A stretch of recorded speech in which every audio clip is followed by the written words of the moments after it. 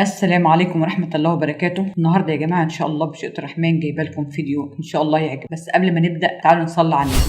جايبين بقى النهارده إيه إن شاء الله معانا عملتنا القديمة بتاع الزمان الجميلة جدا، وجايبين بقى حاجة معانا يعني واخدة ترند جامد قوي معانا اليومين. إيه هي بقى؟ الدولار. الدولار يا جماعة أنا جايبه لكم في وسط الفلوس المصري القديمة. أوري لكم الفلوس المصري القديمة زمان كان فيها جمال. زمان المصري بيصمم التصميم بفن وابتكار، يعني كل فنياته بيطلعها في الشغل. زمان حتى زمان كانوا بيعملوا اي شغل في النحت كان بيعملوه بدقه جامده جدا جدا. ما تيجي اوريكم الشغل بتاعنا عامل ازاي. بص كده يا جماعه، دي الفلوس القديمه في وسطها الدولار. رايكم بقى طلعوا لي الدولار من وسط الفلوس دي، والفلوس دي كلها مصريه، فيها الجنيه، فيها ال5 جنيه، فيها الربع جنيه، فيها النص جنيه. وشوفوا التصميمات زمان كان عامله ازاي، وشوفوا الشغل المصري. احنا يا مصريين دلوقتي احنا عندنا في ناس ما شاء الله عليها عندها فن، يعني الله اكبر. فرق الدولار من الفلوس القديمه. شوفوا التصميم من التصميم ده. انتوا قارنوا بين الفلوس القديمه والفلوس الجديده، قارنوا بين الدولار والفلوس القديمه. يعني بص في الفنيات، شوف الشغل اللي فيها، شوف يعني المصريين زمان كان عندهم فن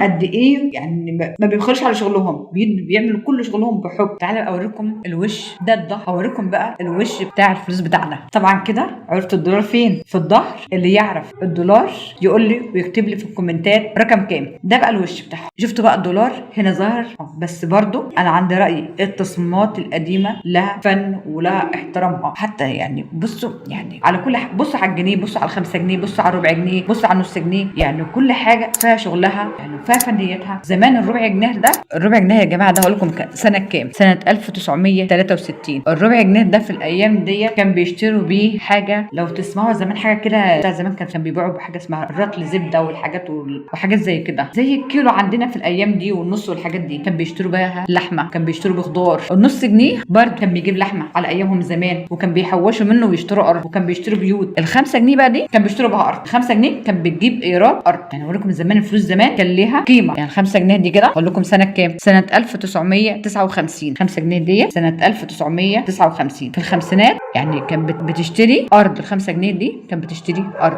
شوف الوش بتاعها كان على كان ايام البنك الاهلي المصري. بص الوش بتاعها فيها الفرعون وفيها القلعه. تعالى بقى اوريكم الظهر بتاعها. بص التصميم، الشغل الروماني، يعني في الظهر شغل روماني وفي الوش شغل مصري اصيل. ال10 جنيه دي بتاعت زمان دي كان سنه كام؟ 1964. البنك المركزي المصري. اقول لكم حاجه يا جماعه، انا والله بكلمكم جد، انا جدي اشترى ايرات الملك ب 8 جنيه. ايرات ملك 8 جنيه مش ب 10 جنيه. وده الظهر بتاعها. هي قديمه ومتبهدله بس كان لها قيمتها، ولحد النهارده لها قيمتها. يعني انا راح بشتري 10 جنيه زي كده، يا اما بجيبهاش ومبهدله على شكلها كده بالشكل ده، اجيبها اقل حاجه ب 100 جنيه عاد بهدلتها والشكل ده كده. قول لي بقى لو هي جديده شوف هتساوي كام. دي 10 جنيه زمان كان لها قيمه، والنهارده برده لها قيمه. النهارده 100 جنيه ما بتجيبش حاجه، بس برده بتمشي الدنيا ونقول الحمد لله احنا احسن من غيرنا. بالنسبه بقى للدولار، الدولار اللي معايا ده يا جماعه من بدري. لو بصيتوا على الدولار بتاعنا، بصوا على الدولار ده كده، الدولار ده معايا من بدري جدا. ده شكل الدولار القديم. بص على شكل الدولار، في فرق بين الدولار القديم والدولار الجديد. ده شكل الدولار القديم، وده كده الظهر بتاعه. ده الظهر بتاع الدولار اهو